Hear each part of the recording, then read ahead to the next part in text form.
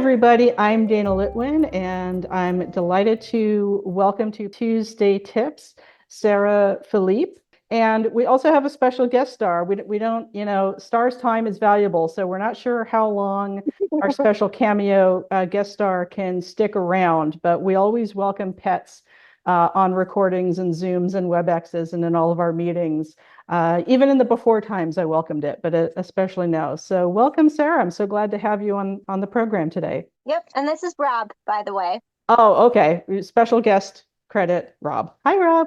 So Sarah, what would be, if you had to distill, a few, 2, 3, 4, 5, whatever many, a few Tuesday tips about engaging volunteers across spectrums of Yeah. neurodiversity and ability and disability, what would be a few of your little Tuesday tips around this topic?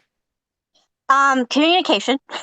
I can't stress that enough. Communication, two-way street, constantly evolving and asking, grace, giving yourself grace, giving each other grace. Third would be adaptability. Let's go with adaptability. I think as volunteer engagement professionals, we all have learned to be adaptable, but I also think adaptability just allows for change, allows for flexibility, allows for a position is going to start out one way, but might evolve into another. You might have, a volunteer who fits so much of what you need, but maybe needs a really big accommodation. Maybe you can evolve it, adaptability. Adaptability and that communication of kind of the 1 and 3 in there, that in and of itself, as we talk about in the longer Priceless advice conversation, accommodations help everybody. It makes everything better, makes work easier and better for everybody involved.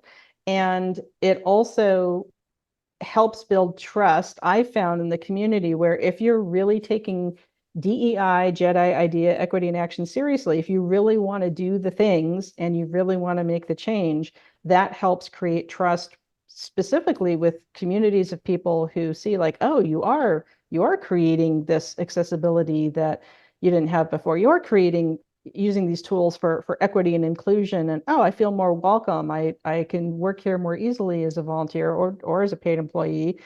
But that attracts talent and that creates trust in the organization within the community. And without trust, you got nothing. You got no donors, you got no volunteers. Exactly. But most of the time, organizations are unknowingly really just cutting themselves off from so much talent because they just don't have the awareness. They just don't realize what barriers are up for people, how unwelcoming something can be to a volunteer or a paid staff member.